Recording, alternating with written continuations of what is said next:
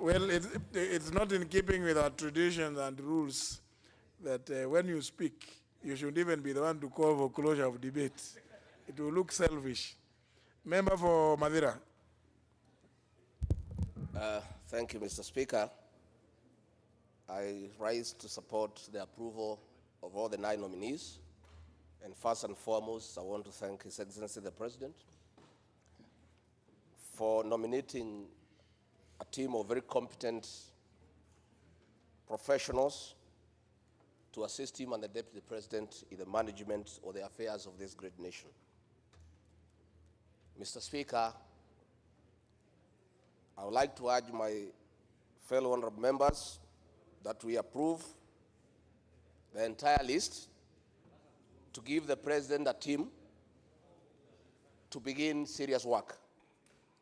Mr. Speaker, we are all aware we have lost 6 months in electioneering and court cases, and this is the time now to embark on serious work.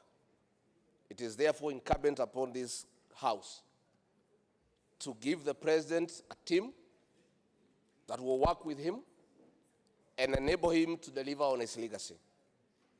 Mr. Speaker, when we look at this team, we must applaud the President and the Deputy for regional balance, for looking at all corners of Kenya, and really making sure that the entire country is represented. Mr. Speaker, I would like to specifically talk about the nominee for Foreign Affairs and International Trade, Ambassador Dr. Monica Juma. I had the privilege of going to university with this great lady in the early 80s at the University of Nairobi, and we were in the same class doing international relations.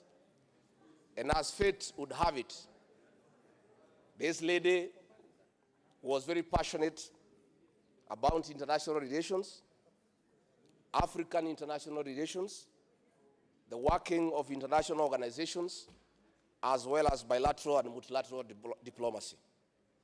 And I'm therefore very happy that she has been given an opportunity to exercise her passion, and I have very keenly followed her path along the way, all the way from Moi University, where she taught as a lecturer.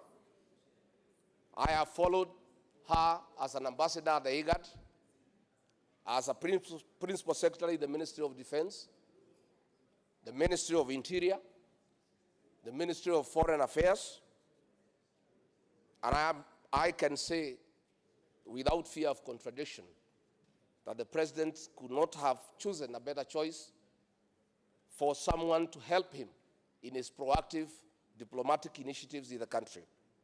I have no doubt in my mind that Dr. Juma will enhance international trade and address the issues of balance of trade to tilt it in favor of our great country.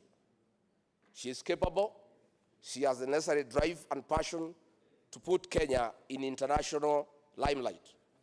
I will therefore, Mr. Speaker, urge this House to approve the names so that these great men and women can begin to work.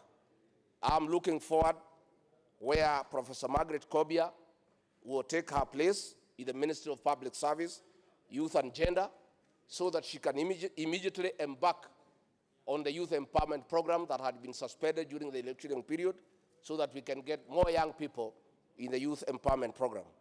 I'm looking forward to Mheshimiwa John Munyes taking over his docket at Petroleum and Mining, so that he can pursue the initiatives of exploration of oil, so that we can have our own oil products, enhancing and making sure that our products of diesel, kerosene, and petrol will become cheaper and therefore uplift the living standards of our people.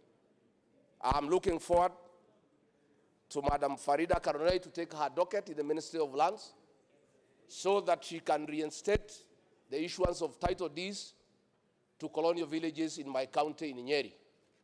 I'm looking forward, Mr. Speaker, to the Honorable Peter Munya taking over his docket in the East African Community and Northern Corridor Development to enhance trade in the East African countries, so that we can trade much more with our brothers in Uganda and Tanzania. Mr. Speaker, I'm looking forward to Mr. Simon Chelgoi to take office, so that I can visit him immediately after being sworn in to pursue water for Kiremukoyo ward in my Mathira constituency, where people need water as of yesterday. Mr. Speaker, Mr. Ukul Yutani in labor and social protection to be able to fast track the program for the old people to be able to receive their monthly stipends. And finally, Mr. Rashid Mohammed, so that he can embark on enhancing our sport. So, Mr. Speaker, in a nutshell, I urge every one of us here to adopt and pass this list in its entirety so that Kenya can move forward. Thank you, Mr. Speaker. Member for